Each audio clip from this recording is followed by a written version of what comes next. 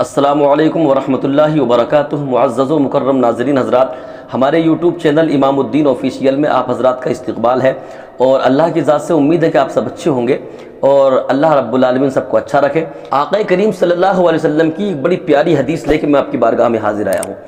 نبی فرماتے ہیں کہ جب صبح ہوتی ہے نا، صبح تو صبح کو جسم کے تمام اعضاء ہاتھ، پاؤں، کان، ناک، جسم کے تمام اعضاء زبان سے کہتے ہیں کیا کہ خدا سے ڈر۔ جسم کے تمام اعضاء زبان سے کہتے ہیں صبح کو کہ تو خدا سے ڈر، اس لیے کہ ہم سب تیرے ساتھ جڑے ہوئے ہیں، ہم سب تجھ سے وابستہ ہیں، تجھ سے جڑے ہوئے ہیں۔ اگر تو سیدھی رہی تو ہم بھی سیدھے ہیں، اور تو ٹیڑھی ہو گئی تو ہم بھی ٹیڑھے ہو جائیں گے۔ یعنی جسم کے تمام اعضاء زبان سے کہہ رہے ہیں کہ تو کنٹرول میں رہنا، اگر تو کنٹرول میں ہے تو سب کچھ کنٹرول میں ہے، اور اگر تو کنٹرول میں نہیں ہے تو کچھ بھی کنٹرول میں نہیں ہے۔ ہاتھ کہتے ہیں کہ تو کنٹرول میں ہے، اگر تو سیدھی ہے تو ہم بھی سیدھے ہیں۔ پاؤں کہتے ہیں کہ تو سیدھی ہے تو ہم بھی سیدھے ہیں۔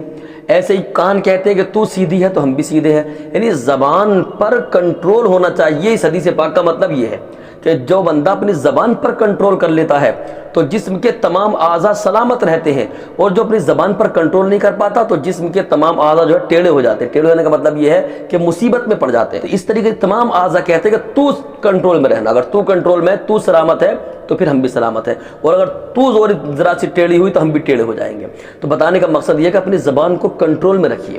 زبان اگر آپ کی کنٹرول میں ہے نا تو پورا جسم سلامت ہے، اور زبان کنٹرول میں نہیں ہے تو پھر سمجھ لیجئے کچھ بھی سلامت نہیں ہے۔